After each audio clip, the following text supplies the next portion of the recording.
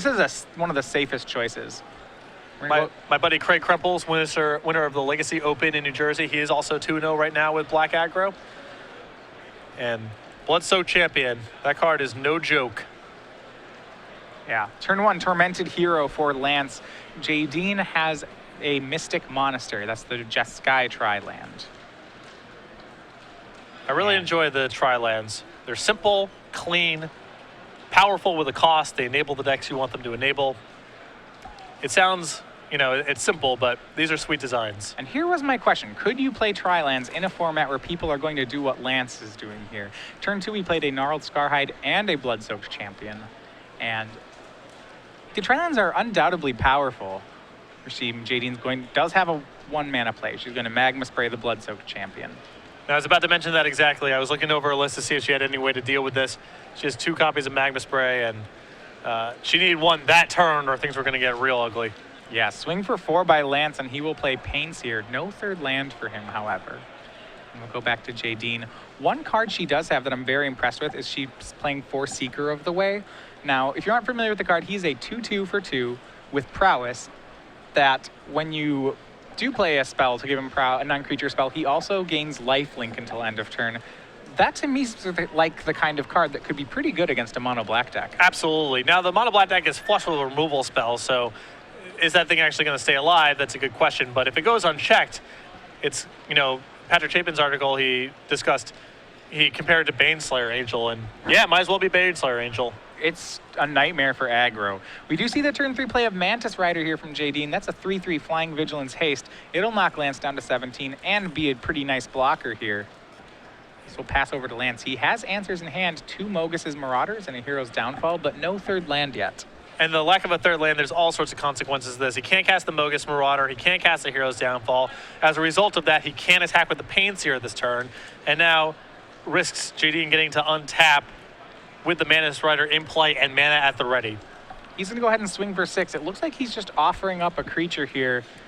I like that. It seems like the idea is that when he hits his 3rd land, he wants to have a lethal attack that turn, if possible. And it's also possible that Jadine will respect the possibility of something like Boon of Erebos here and run a no blocks. And that's exactly what happened. Yeah. Wow. All right. I have a question for you here, though. Isn't he just going to keep running the same gambit then? Like, eventually she's going to have to call him. Well, the thing is now Jadine has mana available, and now she can potentially play over the top of tricks. But that was a huge win there for Lance. If Jadine goes ahead and puts blocks in front of that Painseer and then untaps with mana, Lance might be out of this game, even if he rips off running lands. But now, Jadine, in fact, appears to be the one who's behind. Yeah. 3 damage puts Lance down to 14. She's going to leave up all 4 mana and pass the turn.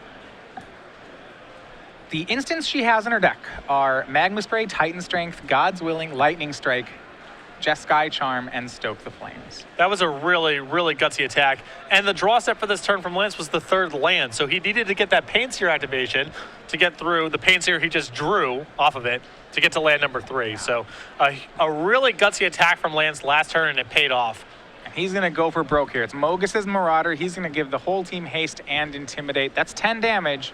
Jadine may just be dead to this. She needs 2 removal spells.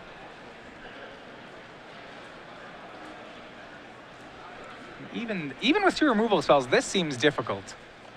It'll put her to 1. She's still behind, but we get to keep playing Magic as she has 2 removal spells. Right. And he'll go to attacks. It's going to swing the entire team. We'll see. And she has no answer.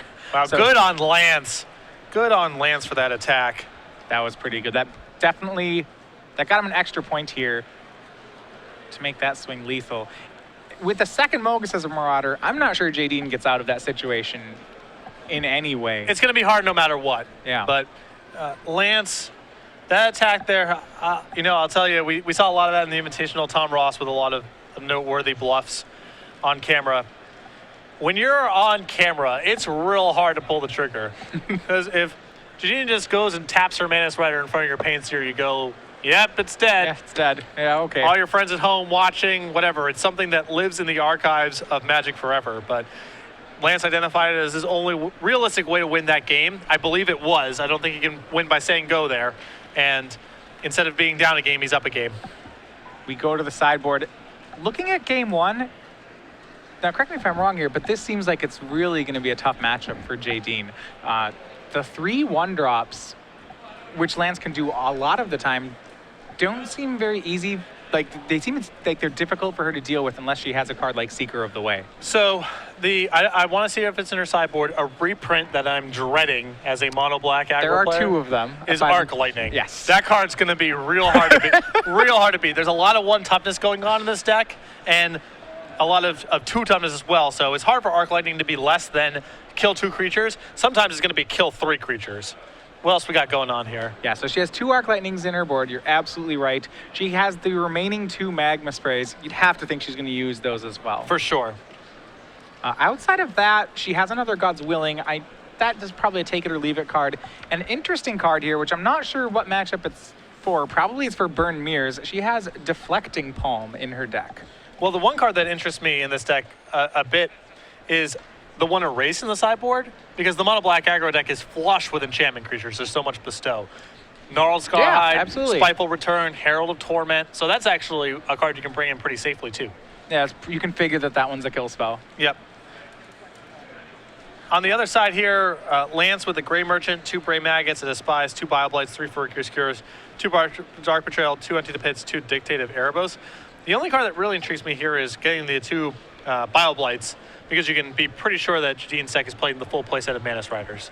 Yeah, Jeskai is a deck that is looking to get a lot of mileage out of its creatures. It plays 12, and I would think killing one of them is great for the deck, especially because she has to tap out for them. I did want to run back to the Deflecting Palm in Jadine's sideboard and just ask you a little bit about that card. You see it over here on our screen. This is one, it prevents any damage from one source and then shoots that damage back to the controller. It doesn't seem very good in this matchup because in my mind, Jadine's fight is against the board, not so much the damage race. That got out of control because Lance was able to build up a board and kill a Bogus Marauder. So this seems much more for mirror matches, things where you anticipate, things like Jeskai Charms bouncing off each other, that sort of thing. I don't think she wants it here. Yeah. Originally, that's for burn decks. Do you think it comes in, like, it's pretty narrow, right? She has 3s. That's a pretty big commitment. It is pretty narrow, but it might be powerful enough in burn mirror matches that it warrants inclusion. Or against red decks packing Stoke the Flames, that sort of thing. Sure, could definitely see that there. I imagine her deck is very close to being a burn deck despite being 3 colors. And we'll see Jadine on the play this time. We're on game 2. She starts once again with Mystic Monastery, setting up her mana base. Have to assume Lance is on a 1-drop, but it's going to be Thoughtseize. You see Magma Spray. This is a huge one. Magma Spray, Seeker of the Way, Arc Lightning. 3 cards that you really don't want to see with your mono black. A pair of lands, and then one of the Deflecting Palms, actually. Okay, so we'll see where this goes. It still has the if Jadine's able to build up a board that's capable of blocking, then the card can be powerful. Yeah, it's only if it deals damage to you. Sure. It's still, any time where Jadine's getting creatures into play, the game's going to be very damage racy by the nature of her creatures. Yeah. If the game turns into a damage race, the card's very good. If you're on Lance's side, I would think it's Seeker of the Way here. That card seems really, leaving her without a creature seems powerful to me. Well, it depends. He also probably has some removal spells in his deck, and there's only so many creatures in Jadine's deck, so it's really important if he has creature removal spells in his hand to allow that to try to line up. Yeah, he's going to take Seeker of the Way out of her hand. But you're right, Arc Lightning is very difficult to beat as well. Maybe he goes that direction. Yeah. Now, there is 1 copy of Hall of Triumph in Lance's list, and I believe I saw it in his hand. If that's the case, it does give him a pretty powerful game plan against Arc Lightning, which is he can just play that first and then start deploying the threats, and then the Magma Spray doesn't really do anything, or it does very little, and the Arc Lightning is also much less powerful. Tormented Hero's the play for Lance. He does have the Hall, as you mentioned. He has a fairly land-heavy hand here. 3 more swamps. Jadine makes Flooded Strand for the turn. See if she managed to hit one of her 3-drops, whether it's Rabble Master or Mantis Rider. The answer is no. And we pass back to Lance. His draw was, I believe, some black creature. Swings with Tormented Hero, sees if he can get a Magma Spray off it. He cannot. Despise was the draw for the turn. That hits a creature or planeswalker. I don't think that's going to hit against her. There's only 14, 16 targets in the deck, not a lot. Not a lot. And you see she's drawn 2 more lands. She still has the Arc Lightning, Deflecting Palm, and Magma Spray that he knew about from before. And that's a spot where I would have tried to stick the Hall of Triumph, I think, because there's only so what can you despise on turn 4 that really matters all that much? You know, that's the risk, because Jadine gets to untap and play a 4-drop. You don't really care about Chandra too much in that spot, I don't feel like.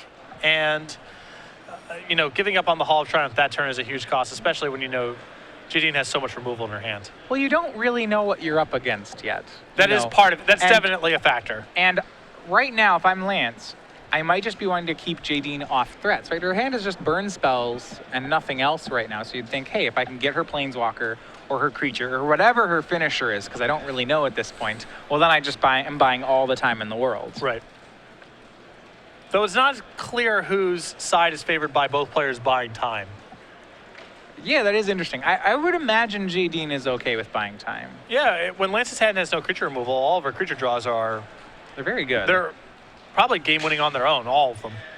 Mystic Monastery played by Jadine. She's on a little bit of a land flit here, but Lance does not have too much aggression. Hall of Triumph will be cast. Lance with at least 2 more lands. And a Shivan Reef on Jadine's side. We'll see if Lance can get something on the board. He has 7 lands right now. He's going to play a Painseer. And this is the way this game is shaping up, Arc Lightning worthy just on its own. I'd have to imagine she'll pull the trigger on it. I don't think she can let that guy swing and untap. Well, if her hand's all just straight, imagine her hand's just all efficient burn spells, it looks like she's going to kill it. I could see a world where she tries to play the Dark Confidant game of saying, okay, you have it, and I'm going to try to burn you out. But unless her hand already has multiple Jeskai charms, that seems way too risky to me. Agreed. Spiteful returned as the play for Lance. That was his draw. It is a 2/2 thanks to Hall of Triumph. Looks like Magma Spray on Jadine's side, though, so she may have it covered. And indeed she does. So right now, Lance's creature is trading with Jadine's kill spells, waiting for something to break the parity here. Yeah. Jadine just waiting on one of her creatures to break this game wide open. Blood-Soaked Champion for Lance. Temple of Triumph for Jadine. So Jadine's deck actually does not have too many sources of card advantage in it. It has 2 Chandra, 2 Sarkhan, and 4 Goblin Rabblemaster. But outside of that, she's drawing 1 card a turn just like Lance. She's relying a fair bit on her Scry lands to help smooth that out a little bit. But it is tough with these decks. You know, I had the same experience playing myself that if you don't draw a creature or your 1 creature dies, it takes you a while to get anything going. And here is Seeker of the Way from Jadine. She took 3 off the Blood-Soaked Champion last turn, and she'll take 3 again. This is where it's advantageous for her, though. If she has non-creature spells, she's going to be hitting back with a Lifelinker. It's going to be pretty hard to race. It's a huge swing. I mean, this card connecting even once might be hard for Lance to overcome.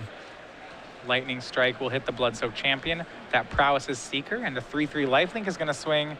He's going to go for the Bioblight. That's a risky Bioblight. As if Jadine had another non-creature spell, it would have gotten him. Yeah, but it's not, you know, he can't really take that hit there, so it's... Yeah, he's forced into doing it. She didn't have the trick, but she did have another Seeker of the Way. So Seeker, the second Seeker comes in for just 2, no way to pump it yet. Lance is at 16. Both players with more lands than their decks bargained for, both with 8 in play. Seeker continues to hit. Jadine is going to stoke the flames at Lance. That'll get a Hero's Downfall from him on Seeker of the Way, but Lance does take 4. He goes to 12. Great exchange there for Lance. I think he would have been happy to take a couple more shots from that Seeker to try to induce some sort of spell like we just saw of Jadine. He did get Jadine to point to stoke the flames at his face and not at one of his creatures. She plays Temple of Triumph and is going to leave it on top.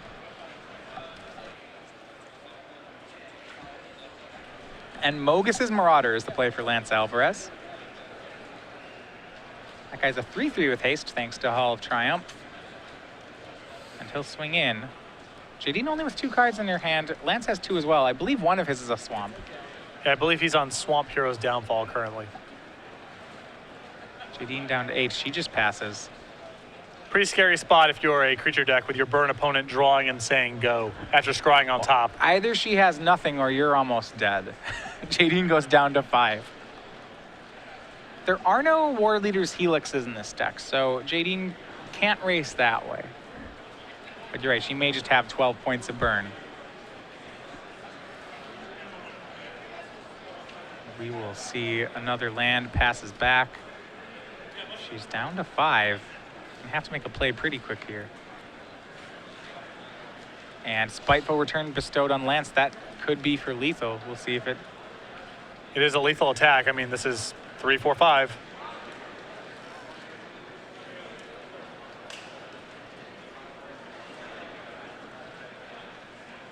She's going to Deflecting Palm the 3 damage off Mogus's Marauder back at Lance. So she takes 2 off the attack.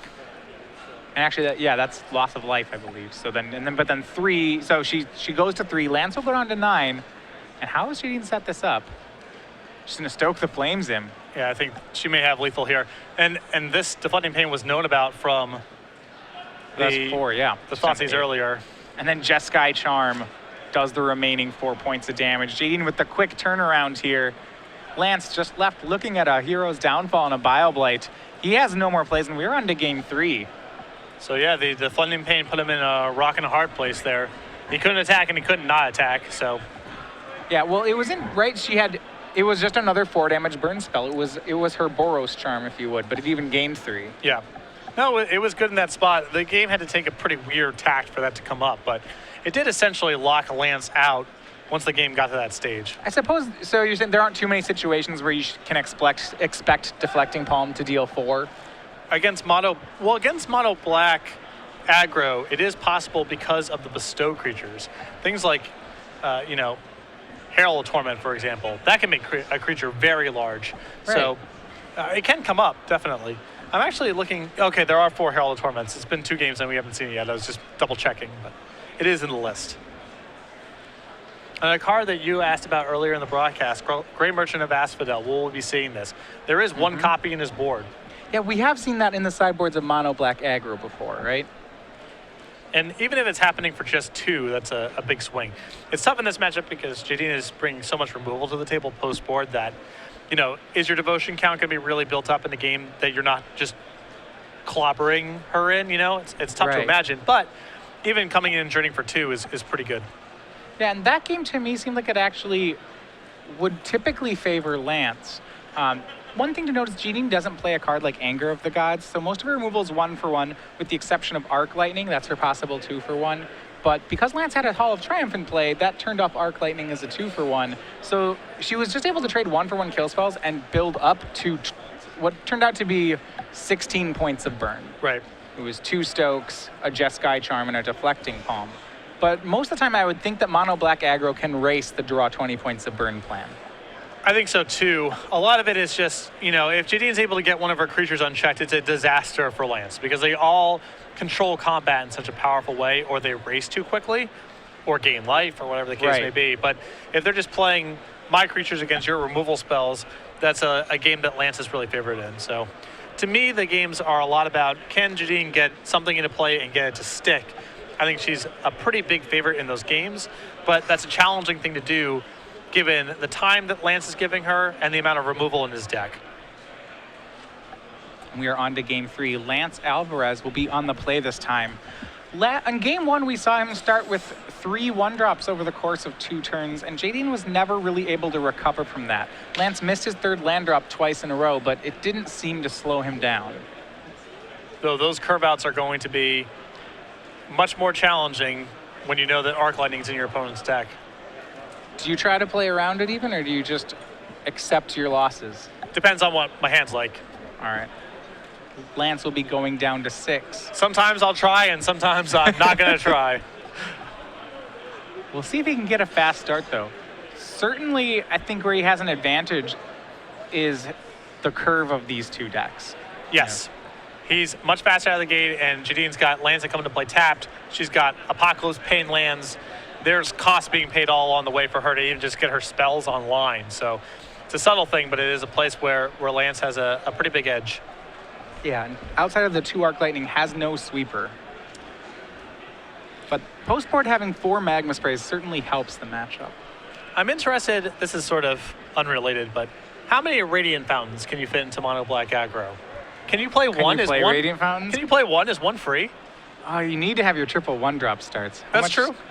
Tormented Hero. There's our first 1-drop from Lance. Jadine has a Mountain and a Magma Spray. A pretty neat miscut there, actually. Yep. Painseer's the turn 2 play for Lance. See if she can continue up the curve with kill spells. It is Temple of Triumph. And let's see where she keeps it. Remember, she's up 2 cards this game, because of being on the draw and the mulligan. Although, if she doesn't have an answer to this Painseer, she does. Now she can really start to leverage it. Yeah, second Magma Spray, and that seems like exactly what Jadine wants to do in this matchup, is get some quick early removal. Lance goes for Blood-Soaked Champion. He does have the Hall of Triumph in his hand. Jadine draws for the turn. She didn't have a 3rd land, but she scryed to the top. I mean, I'm curious to see what was going on there. Hall of Triumph will make Jadine take 3. What was so good that you'd want to keep it there? Her next draw, not a land, but it is Seeker of the Way. Oh. Guy demands a kill spell. And Lance ripped the Hero's Downfall this turn, which is really good for him because this game would have gotten out of control otherwise. Bloodsoaked Champion swings for 3. I like how hard Bloodsoaked Champion is to block here. If you block him and trade with him, he just gets himself back. Yeah.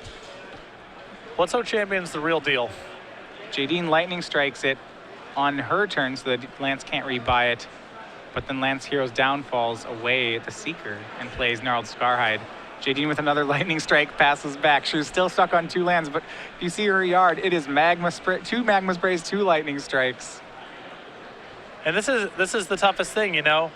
Now with that Bloodsoaked Champion in Lance's graveyard, Jadine has to kill basically everything Lance puts on the table.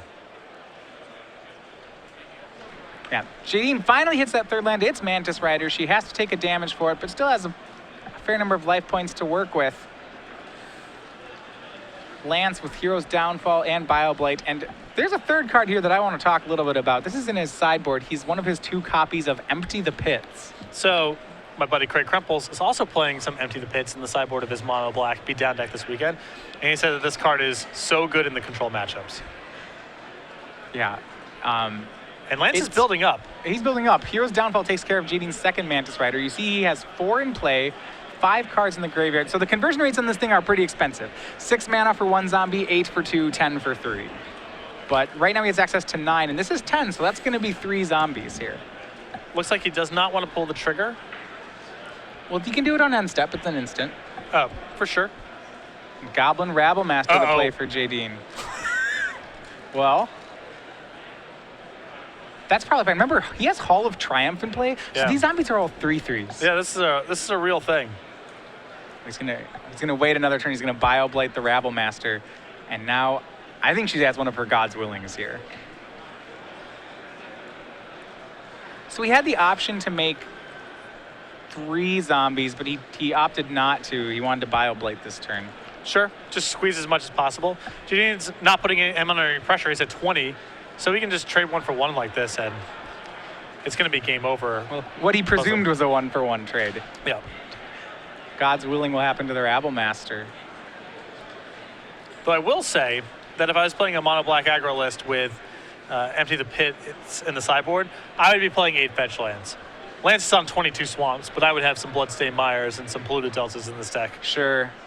That is probably one of the best, that little extra value that fetch lands have in the set. Right? Just filling your graveyard with cards. A swing for 6 here from Jadine, and she's going to Jeskai Charm, I believe, to 1/1 and lifelink her team. Looks that way, yeah. I mean, this is 3 points of damage, so it's pretty close to a shock effect, or a 4 damage effect here, and it's a lot of life. It's 9 life. Jadine will go back up to 20 on this attack here. And I feel like we're going to be seeing that mode a lot more than we saw it on Azorius Charm. Yeah, that sounds right. Because it's going to go into these sort of tempo aggressive shells. Jadine had to pain for that, so she's at 19, not 20. End step, Empty the Pits will be cast by Lance. That's for 3.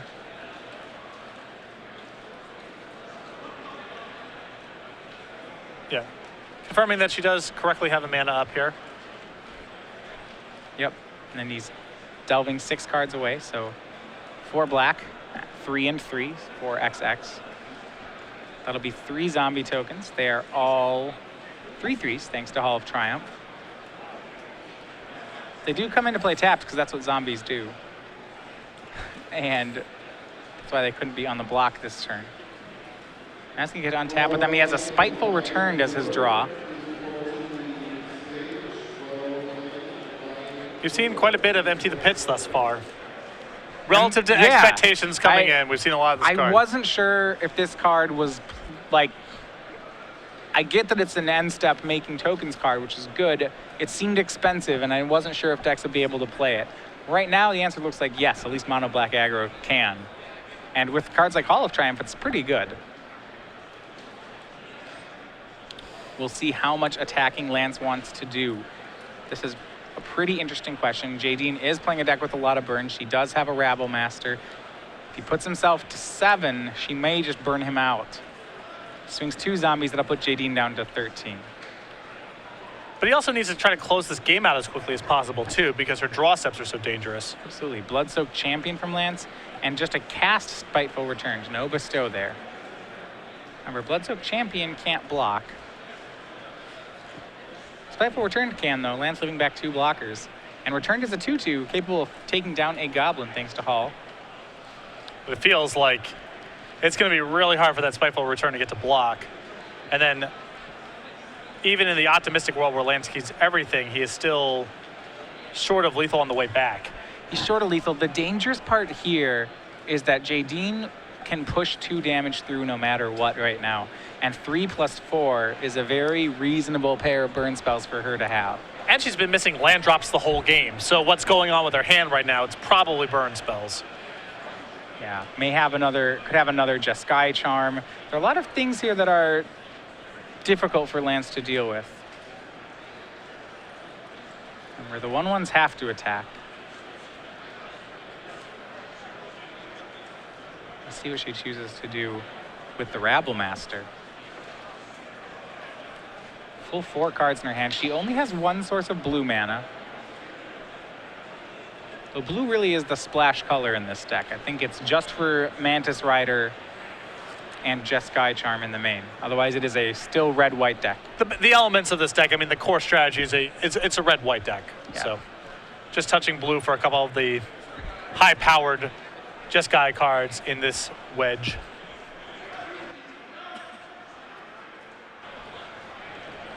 All right. So you see her weighing just how much damage she can push. If the Rabble Master swings, you have to think it's going to trade for the zombie or the Spiteful Return.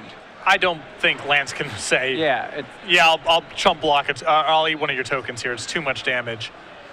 And the question is whether or not Jadine can afford to trade it away. If she trades it away, she loses all her board presence and then is dead in probably 2 attacks. Well, she does get to connect for 3 points of damage in that world, knocking Lance to 6. And I can't imagine the combination of cards in her hand does not allow her to kill Lance over the course of 2 turns from 6. So just maybe Jadine trying to figure out some line of play that gives her the most insurance against whatever Lance draws the following turn. It looks like she also has a Mantis Rider and had to decide whether or not to cast it. The answer is going to be no. Mantis Rider, I believe Deflecting Palm as well in there, which that card could be pretty relevant here. Big insurance policy here. And Rabble Master will swing along with the Goblins. So Rabble Master is a 5/2. That's going to have to be blocked. It gets blocked by a 3/3 zombie. They'll trade. Spiteful Return will take down a Goblin. Lance will take 2, putting him to 7.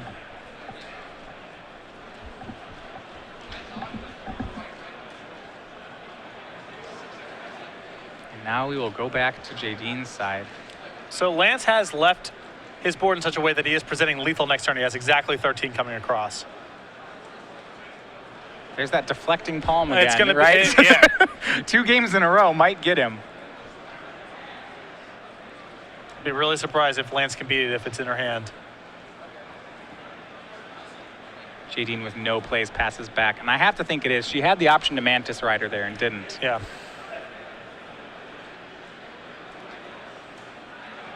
That's a card I did not expect to see a lot of this weekend. It's Deflecting Palm. Same. Well, the Jeskai deck feels like it's the most, there's the most moving parts in it, It's the hardest. Sure. It feels like the hardest deck to build because can you really build a burn strategy right now with the cards that exist? How many creatures do you want? What are the threats? It's tough. The shell's fragile, right? It only has 12 creatures, so you don't get to close out games by ever really winning on the board. Though Mantis Rider is a really attractive threat to be playing if everyone's on Corsair or Crewfix, Sylvan Caryatid, and they're trying to win the game with Planeswalkers. Mantis Rider does a lot of good work against all those cards. But what a draw for Lance. It's Mogus's Marauder, and that might be enough. Well, it allows him to play over the top of Deflecting Palm. of one copy of Deflecting Palm. But if Jadine has a removal spell and a Deflecting Palm and can cast everything, she's still fine. Well, she has to take a damage there. She's going to go ahead and stoke the flames, the Spiteful returned. And she had double red to do that, so this will only be a swing for 12. Yep. Jadine at 13 finds the line. So it's a swing for 6 on Lance Alvarez's side. Puts Jadine down to 7. She's going to get another turn.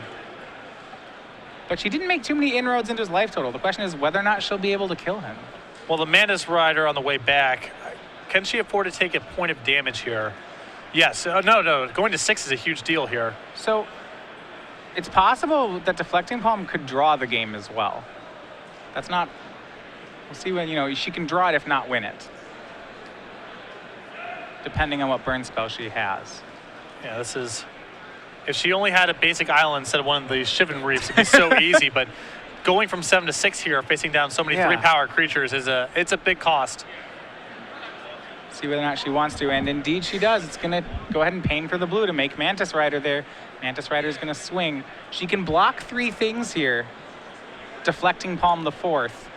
That will knock Lance down to 2, and then she has all sorts of, cards on the way back that can win the game. For Jadine, it just seems like this is about staying alive. Yeah. And I think she's done it.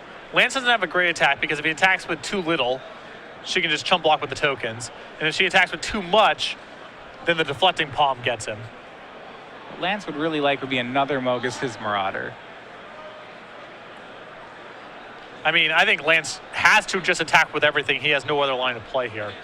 If he says go, if he says go, then she attacks with Mantis Rider, and then you're dead to nearly anything. Right. So you need to make sure that Mantis Rider blocks, and you need to get all her creatures off the board. You just have to hope that her last card in the hand, is something that or one of the cards left over in her hand is something you can beat. It's hard because again, she's missing land drops the entire time, so her hand's probably pretty loaded or pretty versatile. But I don't think he can win by blocking. So if he goes down to 2 here, there are very few cards that don't kill him. Yeah. So the all-out swing, as you said here, it's going to be 12 incoming. Jadine will put a Goblin on Mogus's Marauder, a Goblin on Bloodsoaked Champion. She has the Deflecting Palm. It looks like she's deciding whether or not to put Mantis Rider on a creature. And I think the answer is no. She wants to make sure she has those lethal points of damage next turn.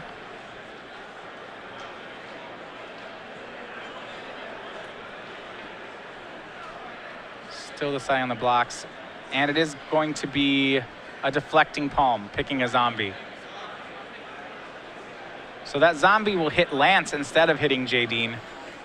So Lance will go to 2, Jadine to 3. And now if Lance did not draw a removal spell for this Mantis Rider, which he probably didn't, because he probably would have just cast that straight away on the Mantis Rider, Jadine should be moving to 3-0. Really well navigated here on Jadine's part. Lance had a ton of pressure here by not blocking with Mantis Rider. Looks, she now represents lethal. The guy doesn't actually die. The zombie just deals damage to Lance instead of Jadine.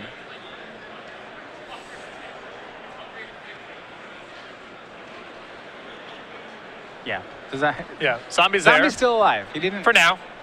You might not be live, but there are a lot of cards like that that make the creatures redirect the damage to themselves or something like that. Deflecting Palm just goes to the player. But it's very aggressively costed, especially for that kind of harm's way effect. We'll see, and that is it. Jadine 2-1 defeats Lance Alvarez, and her Jeskai Tempo deck starts out 3-0. Was able to, what I thought was the critical piece of the game plan here. Can she get a creature in play to stick?